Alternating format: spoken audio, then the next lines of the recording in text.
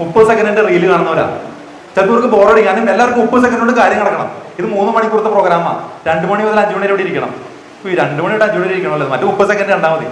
അത്രയും ഫാസ്റ്റ് ആയിട്ട് പിള്ളേർക്ക് കാര്യങ്ങൾ വേണം. എല്ലാവർക്കും അല്ല.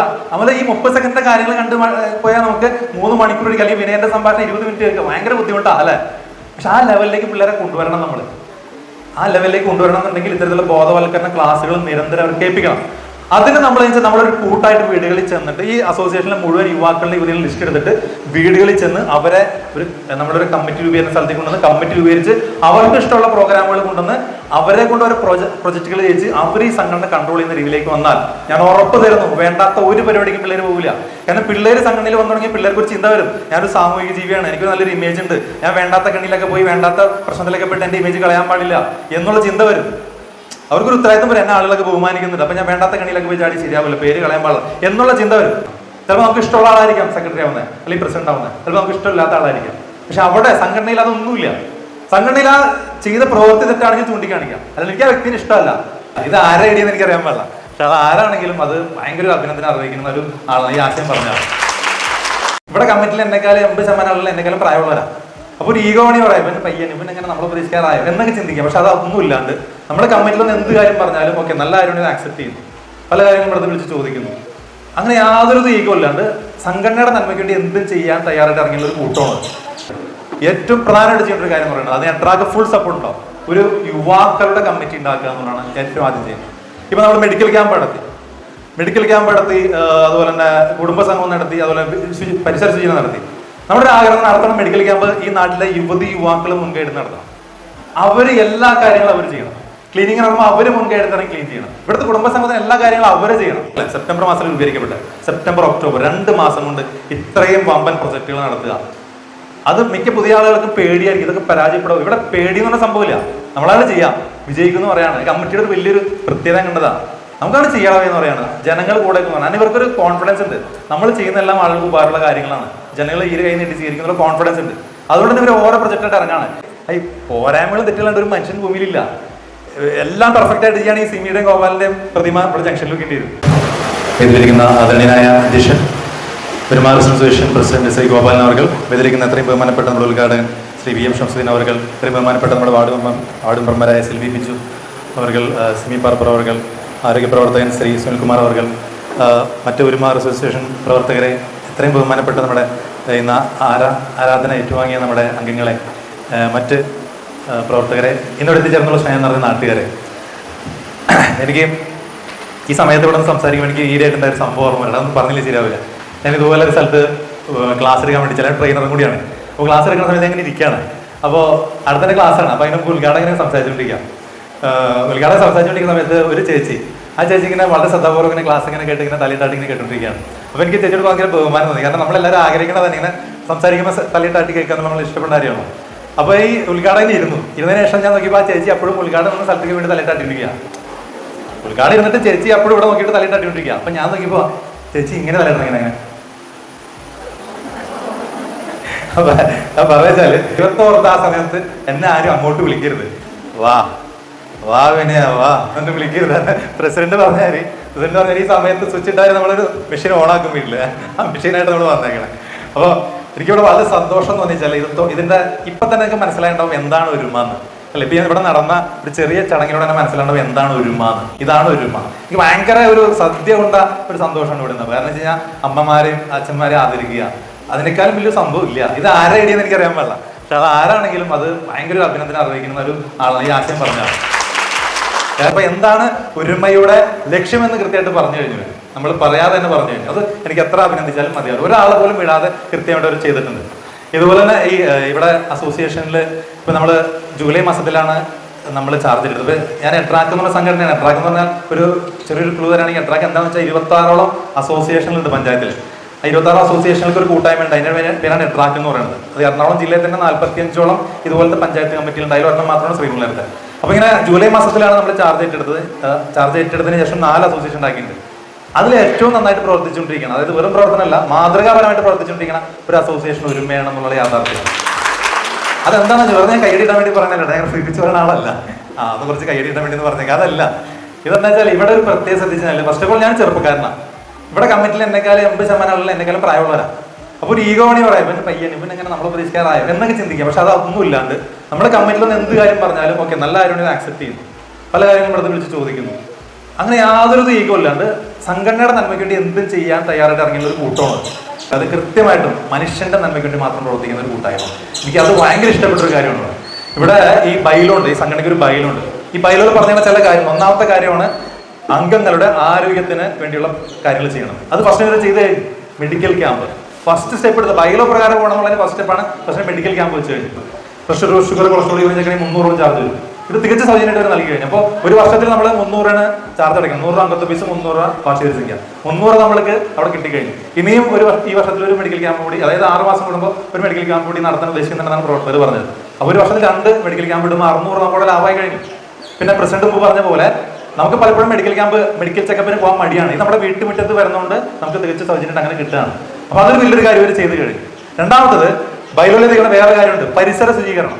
പരിസര ശുചീകരണം കൃത്യമായിട്ട് പാലിക്കണം എന്നുള്ള അസോസിയേഷന്റെ ബൈലോയിൽ അതൊരു കൃത്യമായിട്ട് ചെയ്ത് കഴിഞ്ഞു. ഇവർ 1.5 ആഴ്ചയോളം നീണ്ടു നിൽക്കുന്ന ഒരു സംരംഭമാണ്. 1.5 ആഴ്ചയാണ് നീണ്ടുന്നത്. അതായത് അവരവന്റെ വീടിന്റെ ഫ്രണ്ട് ക്ലീൻ ചെയ്യൽ മാത്രമല്ല, മറ്റ് എല്ലാ ഭാഗങ്ങളും ക്ലീൻ ചെയ്ത് പോവാണ്. കംപ്ലീറ്റ് റോഡുകൾ ക്ലീൻ ചെയ്യുക എന്നുള്ള ഒരു ലക്ഷ്യം. അത് ആ ബൈലോ പ്രകാരം കൃത്യമായിട്ട് ഇത് എത്ര അഭിനന്ദിച്ചാലും മതിയാവില്ല. ആ പരിസര ശുചീകരണം ചെയ്ത് അപ്പോൾ അതിന് നല്ല കഴിയും. ഇതൊന്നും പോലെ നല്ല കഴിവ് എടുക്കണം. അടുത്തതാണ് കുടുംബ കൂട്ടായ്മ. ജാതി മത രാഷ്ട്രീയ ഭേദമന്യേ എല്ലാവർക്കും ഒന്നു ചേരാനും അവരുടെ ആശയങ്ങൾ പങ്കുവയ്ക്കാനും നല്ല നല്ല പ്രഭാഷണങ്ങൾ കേൾക്കാനും എല്ലാമുള്ള വേദികൾ ഒരുക്കണമെന്നുള്ള അതിൽ കൃത്യമായിട്ട് പറഞ്ഞിട്ടുണ്ട്. ഇതാ അതും ചെയ്തു കഴിഞ്ഞു. ഇനി അടുത്തത് വേറെ പ്രോജക്റ്റുകൾ ഓരോന്നോരോന്നായിട്ട് വന്നുകൊണ്ടിരിക്കുകയാണ്. അപ്പോൾ സത്യം പറഞ്ഞു കഴിഞ്ഞാൽ ഒരു ദീർഘവീക്ഷണത്തോടെ പോയിക്കൊണ്ടിരിക്കുന്ന ഒരു കമ്മിറ്റിയാണ്. അതിൽ തീർച്ചയായിട്ടും അതിന്റെ സെക്രട്ടറിക്ക് പ്രസിഡന്റ് മുക്തകണ്ഠ അഭിനന്ദനം കൊടുത്തേ, സെക്രട്ടറി സിമി, പ്രസിഡന്റ് ഗോപാലനേട്ടൻ, ഈ 2 പേർക്ക് മുക്തകണ്ഠ അഭിനന്ദനം കൊടുക്കണം. കാരണം വെച്ചാൽ ലീഡേഴ്സിന് വലിയ റോളുണ്ട്.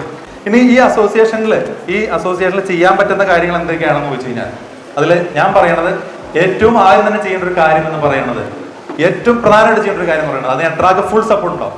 ഒരു യുവാക്കളുടെ കമ്മിറ്റി ഉണ്ടാക്കുക എന്നുള്ളതാണ് ഏറ്റവും ആദ്യം ചെയ്യുന്നത്.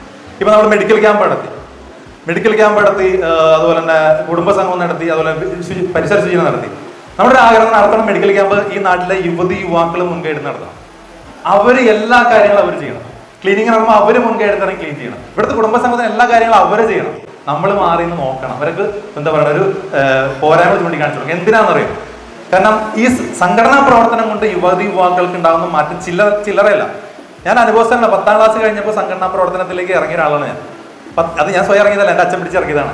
10ാം ക്ലാസ് കഴിഞ്ഞ് വായനാശീലം തുടങ്ങിയ ഒരാളാണ് ഞാൻ. എൻ്റെ ജീവിതത്തിൽ ഞാനെന്ന വ്യക്തി ഉണ്ടാക്കുന്നതിൽ എൻ്റെ വായനാശീലവും എൻ്റെ സംഘടനാ പ്രവർത്തനവും ഒരുപാട് പങ്കുവച്ചിട്ടുണ്ട്.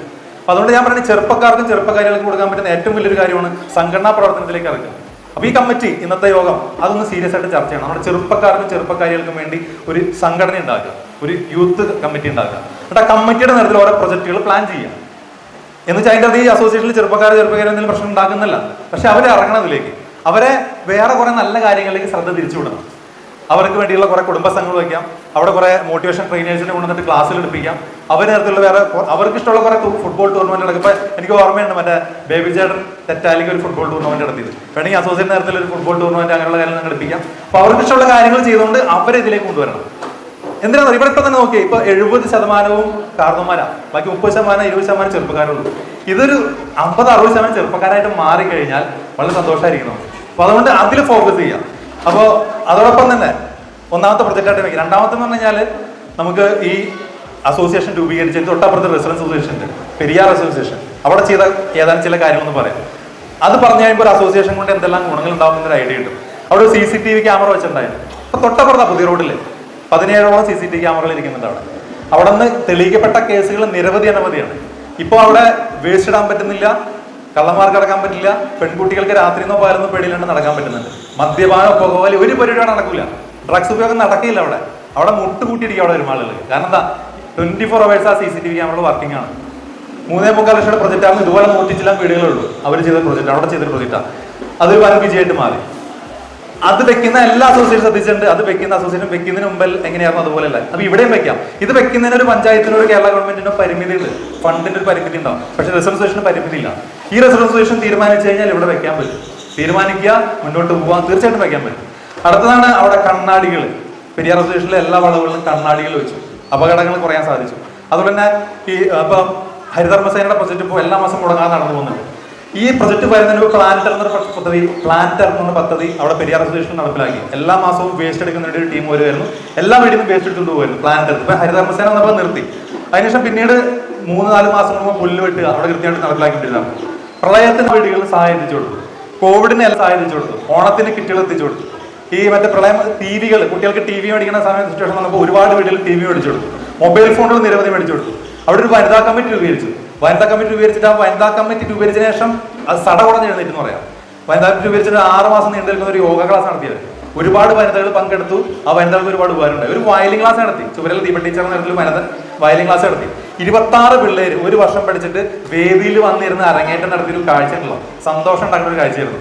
അതിനുശേഷം വനിതാ കമ്മിറ്റിയാണ് ആ അസോസിയേഷൻ മുന്നോട്ടുണ്ടായത്. അതിനുശേഷം ഒരു യൂത്ത് കമ്മിറ്റി ഉണ്ടാക്കി. ഫുട്ബോൾ ടൂർണമെന്റ് അവർ നടത്തി. മോട്ടിവേഷൻ ക്ലാസ്സുകൾ നിരവധി അവർ നടത്തി. അതുപോലെ തന്നെ പത്രവായന മത്സരം, പ്രസംഗ പരിശീലന മത്സരം, ഒരുപാട് കുടുംബ തർക്കങ്ങൾ തീർക്കാൻ കഴിഞ്ഞു. അവിടുത്തെ അസോസിയേഷനിൽ എന്ന പ്രവർത്തനങ്ങൾ തർക്കം തീരില്ല. എന്തിനാ പറഞ്ഞെന്നറിയാം? ഒരു റെസിഡൻസ് അസോസിയേഷൻ എന്തിനാ എന്ന് മിക്ക വീടുകളിലും ചോദിക്കും. ഇത് എന്ത് കാര്യമുണ്ട്, ഇത് എന്തിനാണ് ഉണ്ടാക്കണേ എന്ന് ചോദിക്കുന്ന ആളുകളുടെ മറുപടിയാണ്. ഇതൊരു പഞ്ചായത്ത് ചെയ്ത പ്രവർത്തനമല്ല പറഞ്ഞത്, ഗവൺമെന്റ് ചെയ്ത പ്രവർത്തനമല്ല പറഞ്ഞത്, ഒരു റെസിഡൻസ് അസോസിയേഷൻ ചെയ്ത പ്രവർത്തനമാണ്. ഇത് നമുക്കും സാധിക്കുന്ന ഒരു കാര്യമാണ്. നമുക്കും സാധിക്കും. ഈ കൂട്ടായ്മയുടെ മാത്രമേ സാധിക്കുള്ളൂ. നമ്മുടെ കൂട്ടത്തിൽ നിന്ന് ഒരു സെക്രട്ടറി പ്രസിഡന്റിനെ തിരഞ്ഞെടുക്കപ്പെടുന്നത് ഇവർ ചിലപ്പോൾ നമുക്ക് ഇഷ്ടമുള്ള ആളായിരിക്കാം, അല്ലെങ്കിൽ ഇഷ്ടമില്ലാത്ത ആളായിരിക്കും. സിമിയോ ഗോപാലനോ അല്ലെങ്കിൽ ബേബിയോ അല്ലെങ്കിൽ രാജേഷോ അല്ലെങ്കിൽ ആരെങ്കിലും ഒരാൾ കാര്യം പറയുമ്പോൾ ബേബി പറയുന്നു അല്ലെങ്കിൽ സിമി പറയുന്നു എന്നുള്ള രീതിയിൽ എടുത്താൽ സംഘടന പരാജയപ്പെട്ടു. സെക്രട്ടറി പറയുന്നു അല്ലെങ്കിൽ പ്രസിഡന്റ് പറയുന്ന രീതിയിൽ എടുത്താൽ സംഘടന വിജയിക്കും. അതാണ് ഏറ്റവും പ്രധാനപ്പെട്ട ശ്രദ്ധിക്കേണ്ടത്. പലപ്പോഴും പലയിടത്തും സംഭവിക്കുന്ന ഒരു കാര്യം എന്ന് പറഞ്ഞു കഴിഞ്ഞാൽ അവളാരങ്ങനെ പറയാം അല്ലെങ്കിൽ അവനാരങ്ങനെ പറയാം, അവിടെയാണ് സംഘടന പരാജയം. പക്ഷെ ആ സെക്രട്ടറിയാണ് പറയുന്നത്, എൻ്റെ സംഘടനയുടെ സെക്രട്ടറിയാണ് പറയുന്നത്, ഞാനത് ആക്സെപ്റ്റ് ചെയ്യണം എന്നുള്ള രീതിയിലേക്ക് വളരാൻ നമുക്ക് സാധിക്കണം. ചിലപ്പോൾ നമുക്ക് ഇഷ്ടമുള്ള ആളായിരിക്കാം സെക്രട്ടറി ആവുന്നത് അല്ലെങ്കിൽ പ്രസിഡന്റ് ആവുന്നത്, ചിലപ്പോൾ നമുക്ക് ഇഷ്ടമില്ലാത്ത ആളായിരിക്കാം. പക്ഷെ അവിടെ സംഘടനയിൽ അതൊന്നുമില്ല. സംഘടനയിൽ ആ ചെയ്ത പ്രവൃത്തി തെറ്റാണെങ്കിൽ ചൂണ്ടിക്കാണിക്കാം, അല്ലെങ്കിൽ എനിക്ക് ആ വ്യക്തിന് ഇഷ്ടമല്ല, അത് തെറ്റാണ്. അവിടെ അത്തരത്തിലുള്ള ആളുകൾ സംഘടനയിൽ വന്ന് സംഘടനയെ പരാജയപ്പെടും. എട്രാക്കിന്റെ നേതൃത്വത്തിൽ എല്ലാ അസോസിയേഷനുകളിലും റെസിഡൻസ് അസോസിയേഷനിൽ CCTV ക്യാമറ വെക്കുന്നതിനുള്ള ശ്രമം നടന്നുകൊണ്ടിരിക്കുകയാണ്. പഞ്ചായത്തിൽ ഓൾറെഡി പഞ്ചായത്തിന്റെ നേതൃത്വത്തിൽ 27ഓളം ക്യാമറ വെക്കുന്നുള്ള പ്രൊജക്ട് നടന്നുകൊണ്ടിരിക്കുന്നുണ്ട്. അതിന്റെ ഒപ്പം തന്നെ എവിടെയെല്ലാമാണോ ക്യാമറ വരാത്തത് അത്രയും ഭാഗങ്ങളിൽ എട്രാക്കിന്റെ നേതൃത്വത്തിൽ അതത് അസോസിയേഷനായിട്ട് ടൈപ്പ് ചെയ്തുകൊണ്ട് CCTV ക്യാമറ വെക്കുക എന്നാണ് ഉദ്ദേശിക്കുന്നത്. എവിടെയെല്ലാമാണോ പ്രശ്നങ്ങളുള്ള പ്രശ്നബാധിത സ്ഥലങ്ങളിൽ CCTV ക്യാമറ വെക്കുക. ഇവിടെ പറയുമ്പോൾ ചിലപ്പോൾ തമാശയായിട്ട് തോന്നും, പക്ഷെ ഇത് വർഷങ്ങൾക്ക് മുമ്പ് പെരിയാർ അസോസിയേഷനിൽ പറഞ്ഞപ്പോൾ അവിടെ പലരും കളിയാക്കി, പക്ഷെ അവിടെ വിജയിച്ചു. ഞാനൊരു കുറച്ച് പ്രവർത്തനങ്ങൾ പറഞ്ഞല്ലോ, അത് 2018 മുതൽ 2023 വരെ നടന്ന പ്രവർത്തനങ്ങളാണ്. ആ കാലയളവിൽ ഞാനായിരുന്നു അവിടെ സെക്രട്ടറി, സന്തോഷപൂർവ്വം പറഞ്ഞോട്ടെ. അപ്പൊ അവിടെ ഇവിടെ നല്ലൊരു കൂട്ടായ്മ ഉണ്ട്, ആ കൂട്ടായ്മയ്ക്ക് സാധിക്കുന്നതാണ് എനിക്ക് ഇവിടെ പറയാനുള്ളത്. അപ്പൊ എന്തായാലും ഇനി വരുന്ന പ്രൊജക്ടുകൾ എന്തൊക്കെയാണെന്ന് എനിക്കറിയില്ല. ഒരുപാട് ആകാംക്ഷയോടെ ഞാൻ കാത്തിരിക്കുകയാണ് ഒരുപാട് പ്രൊജക്ടുകൾ. ഒരു ന്യൂ ഇയർ ആഘോഷം ഞാൻ തീർച്ചയായിട്ടും പ്രതീക്ഷിക്കുന്നുണ്ട്. അതുപോലെ തന്നെ ഇനിയും നല്ല കുടുംബ സംഘം പ്രതീക്ഷിക്കുന്നുണ്ട്. എനിക്ക് വെക്കാനുള്ള നിർദ്ദേശം എന്ന് പറഞ്ഞാൽ ഒരു സൈബർ ക്ലാസ്. അതായത് ഇപ്പൊ പഞ്ചായത്തിലെ ഏറ്റവും കൂടുതൽ ആളുകൾ നേരിട്ടിരിക്കുന്ന വിഷയമാണ്. ഡെയിലി ഒരു ഫോൺ കോൾ, എനിക്കൊരാഴ്ചയിൽ 4 ഫോൺ കോളുകളും വരും. ഒന്നമർത്തു, OTP വരും, അല്ലെങ്കിൽ നിങ്ങൾക്ക് ലോട്ടറി അടിച്ചിട്ടുണ്ട്, അല്ലെങ്കിൽ നിങ്ങളുടെ സിം കട്ടാവും, 2 മണിക്കൂറിൽ സിം കട്ടാവും, അല്ലെങ്കിൽ ഇന്ന നമ്പറിലേക്ക് വിളിച്ചില്ലെങ്കിൽ സിം കട്ടാവും. തട്ടിപ്പുകളുടെ ചാകരയാണ്. ഇന്ന് ലോകത്ത് ജീവിച്ചുവാണെങ്കിൽ നിസാര ബുദ്ധി പോരാ.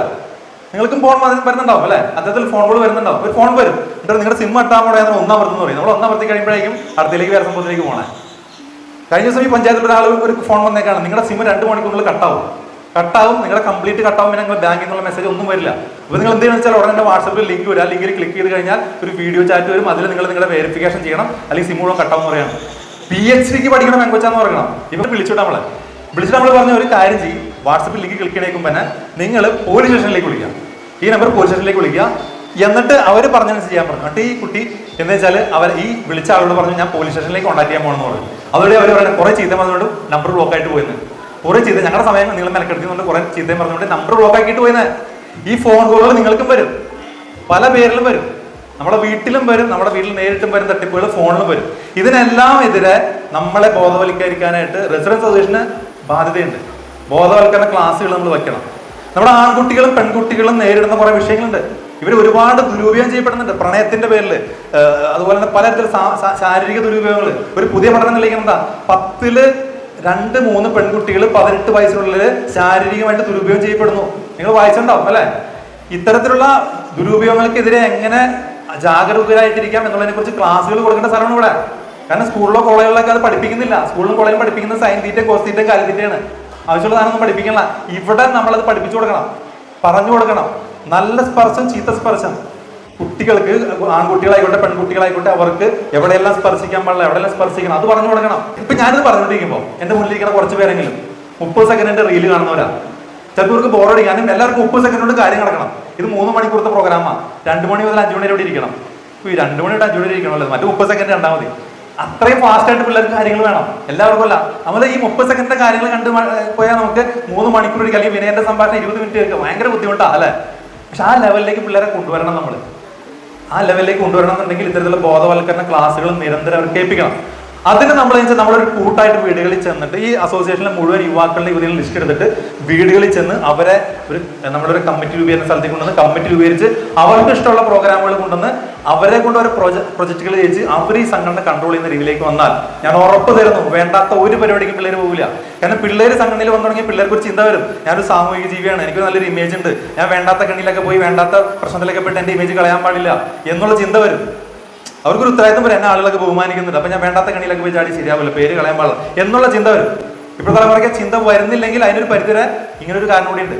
അപ്പോൾ ഒരു സംഘടനകളിലേക്ക് വരുമ്പോൾ അവർക്ക് ചിന്ത വരും, ഞാൻ അങ്ങനത്തെ എനിക്കൊന്നും പോയി ചാടാൻ പാടില്ല എന്നുള്ള ചിന്ത വരും.